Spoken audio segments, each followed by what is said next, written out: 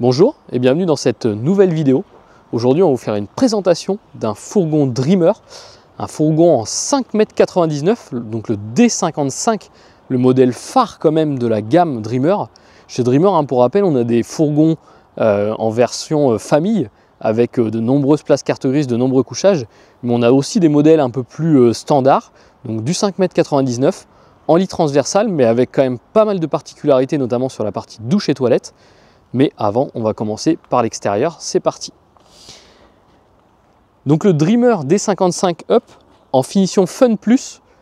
Chez Dreamer, vous avez plusieurs finitions, Fun, Fun Plus, Addict. Donc la Fun Plus, c'est celle du milieu. Et donc là, on est sur un porteur Peugeot. Couleur gris à l'extérieur, le marchepied électrique, bien sûr, les baies affleurantes. Sur celui-ci, vu qu'on est en Fun Plus, on a la petite lumière au-dessus de la porte qui nous fait aussi office de gouttière. La cassette des toilettes, côté droite. Le remplissage de l'eau, pardon. Et la jante alu, donc en 16 pouces, sur ce modèle. Donc ça fait partie de notre pack, notre édition Fun Plus. Partie arrière, les deux portes. Alors, fenêtre sur chaque porte. Donc on le rappelle, dans les fourgons, fenêtres équipées, pour ceux qui nous rejoignent un peu dans le monde du véhicule de loisirs, les fenêtres sont équipées de stores occultants et de moustiquaires. Sur celui-ci, on a même la moustiquaire sur la porte cellule, mais ça on le verra un petit peu plus tard. Côté gauche, donc là, pas de fenêtre côté gauche en partie arrière, toujours nos jantes alu. La fenêtre, on va la retrouver sur la partie salon. Bien sûr, on a la prise électrique pour recharger les batteries de notre véhicule. Et devant, on repasse sur la partie cabine, donc là avec un remplissage de gasoil et d'additifs AdBlue. Pareil, pour ceux qui se posent la question de l'additif AdBlue dans le camping-car, on a fait une vidéo dédiée sur l'AdBlue, de savoir un petit peu comment ça fonctionne, pourquoi mettre de l'AdBlue, est-ce qu'il y a des spécificités. Et si ça vous intéresse, on pourra aussi vous faire une vidéo sur les produits que l'on peut mettre dans l'AdBlue, notamment pour éviter qu'ils se cristallisent. Donc ça, n'hésitez pas à nous le dire dans les commentaires. Et on finit sur la face avant. Donc sur l'extérieur, face avant, donc, on récupère le logo Peugeot, la calandre qui est différente du Fiat. Ça, c'est pour les extérieurs.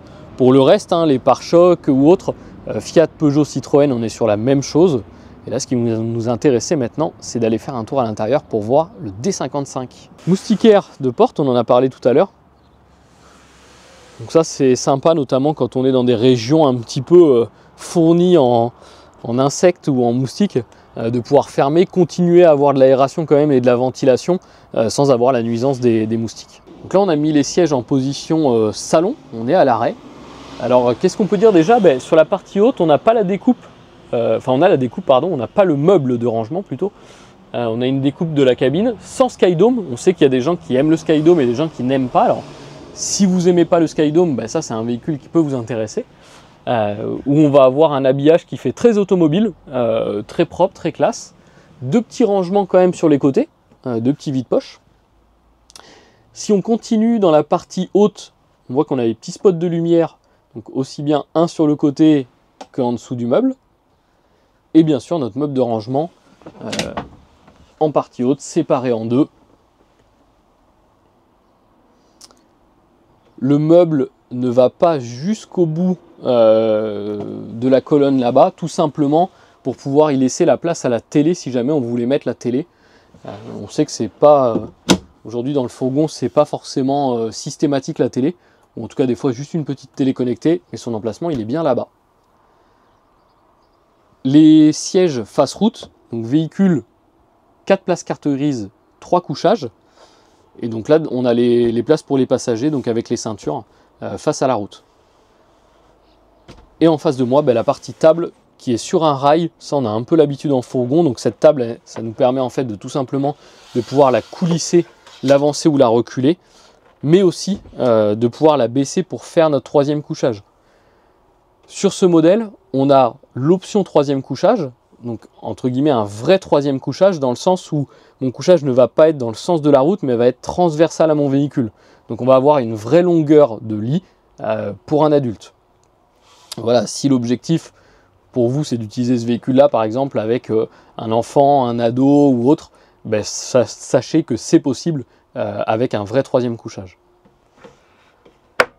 Concernant la table, on n'a pas tout dit, c'est que la table, elle a sa petite rallonge quand même. C'est bien beau, mais on parlait de 3 personnes. Ben, il faut quand même faire manger 3 personnes. Et là, c'est le cas grâce à la rallonge.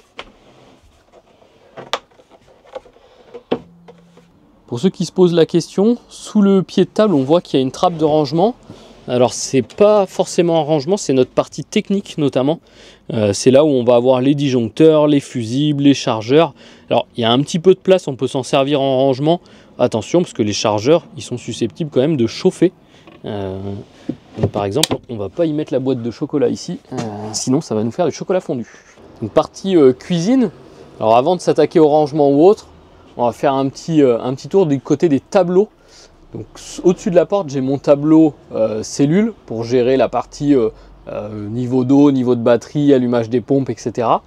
Et sur celui-ci, on peut voir 2 autres tableaux.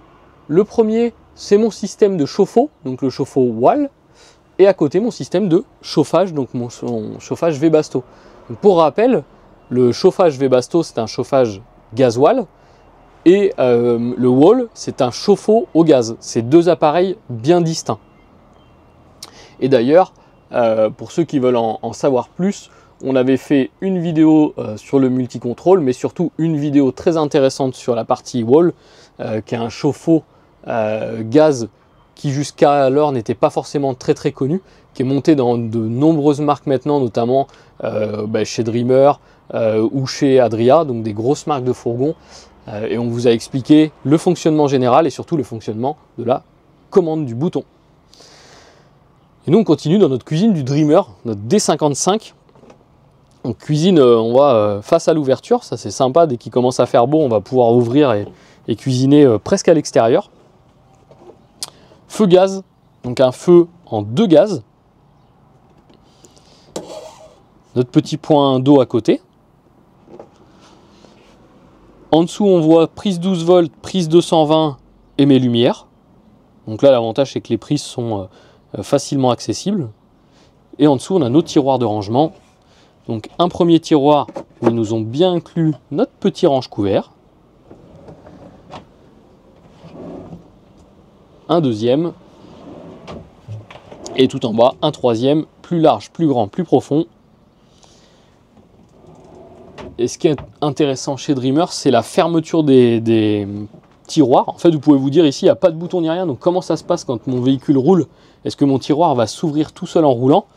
Ben non, parce qu'on a un système de verrouillage en fait. Donc ici, on vient appuyer sur le bouton qui nous verrouille les 3 tiroirs en même temps. Donc je pars pour rouler, j'appuie sur le bouton, pof, mes 3 tiroirs sont fermés, terminé, je suis tranquille. En espace bas de rangement, ben, c'est pas trop mal.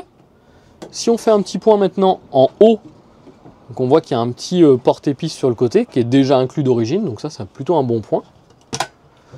Et en haut, on a un placard de rangement qui est plutôt haut et profond. Donc sur la cuisine, c'est plutôt des bons points. Mais vous allez me dire, il manque quelque chose, il manque le frigo, et on y passe tout de suite. Donc le réfrigérateur, à compression sur celui-ci, grand réfrigérateur. Il se retrouve du coup en face de la cuisine.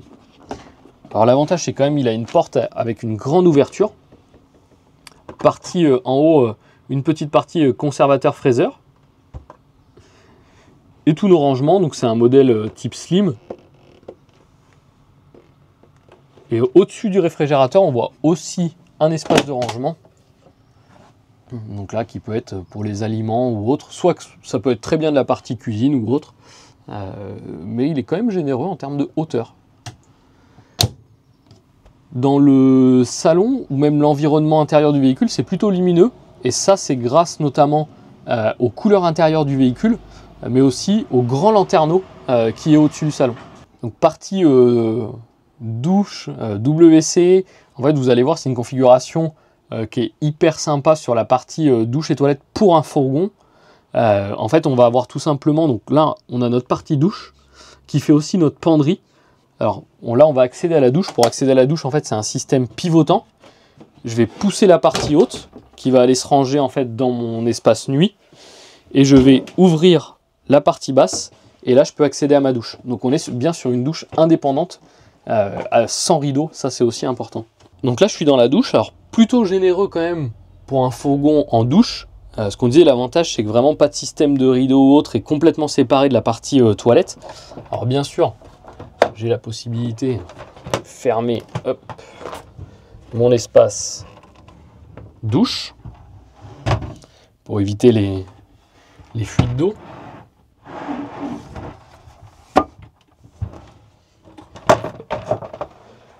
Tac. Et après, ma partie toilette qui est en face vient se refermer sur la partie salon. Donc en fait, ici, j'ai une porte.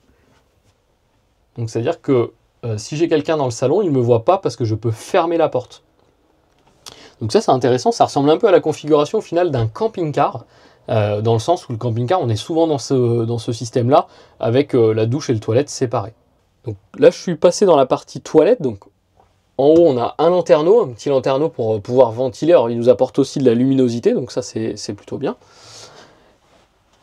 Le WC Thetford, donc toilette à cassette, donc avec un système pivotant. On voit qu'on a un petit peu de rangement derrière, avec une sorte de vide-poche. On a une petite arête pour éviter que les affaires tombent. Et de l'autre côté, notre point d'eau. Un rangement en partie basse. Et on n'en a pas parlé, mais il y a du rangement aussi en haut. Un petit filet avec un élastique pour éviter que les affaires tombent. Un miroir ici, et lui il est ouvrant, ce qui nous donne aussi un petit placard de rangement supplémentaire. Donc là, l'avantage aussi de la porte qu'on disait tout à l'heure, qui était dans l'autre sens, forcément, parce que j'étais dans la douche.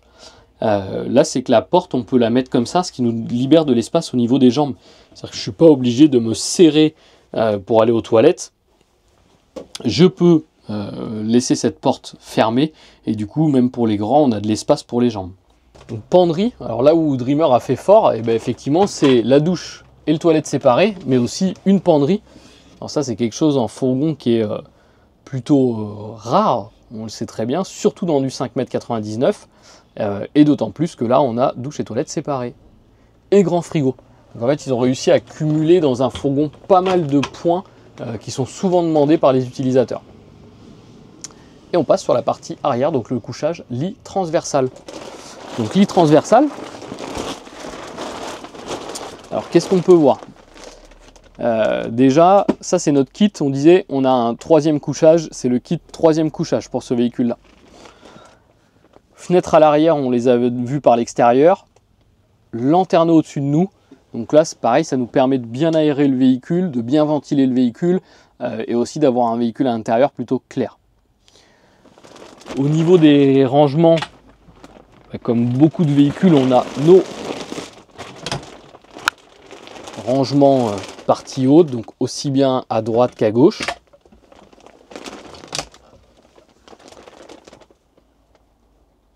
Donc chez Dreamer, ils sont partis sur le principe de vous mettre la tête côté conducteur en fait, tout simplement parce que c'est le côté où ils ont mis les spots, donc les spots de lumière avec les prises USB. Donc a priori on dormirait la tête ici, on va savoir que rien ne vous empêche de faire l'inverse et de dormir la tête de l'autre côté si vous avez envie, mais vous n'aurez plus les petits spots de lecture. Et dernier point qu'on n'a pas vu ensemble, eh ben, c'est la partie rangement soute et bouteille de gaz, et pour ça on va passer à l'extérieur. Donc la partie soute, donc plutôt généreuse, on reste sur un 5,99 m. La partie tout au fond s'enlève, comme beaucoup de fourgons en fait où on veut pouvoir stocker des affaires en long, on peut enlever en fait la porte qui arrête ou la laisser pour éviter que les affaires en fait traversent le véhicule. Autre point, il va être sur cette partie là, où là on va avoir une trappe qui s'ouvre, alors que l'on peut soit laisser fermer, soit ouverte. C'est tout simplement un rangement. Alors, certains utilisateurs enlèvent la trappe et la réutilisent pas, et d'autres veulent que ces affaires-là soient cachées en fait, et du coup on a juste à remettre la porte.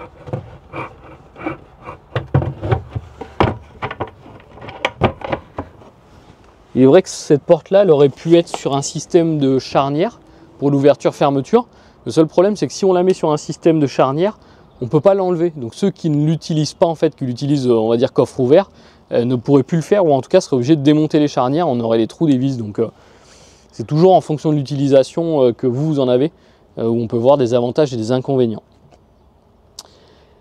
Et le dernier rangement, eh ben, c'est pour notre bouteille de gaz, où on va avoir le coffre gaz. Donc une bouteille.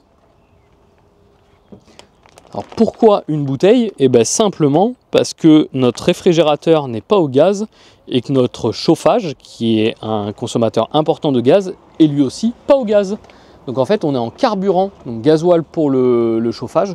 Donc dans ces cas-là, eh bien, les constructeurs font le choix de mettre une seule bouteille parce que notre consommateur va être la gazinière et le chauffe-eau, mais ça reste des petits consommateurs.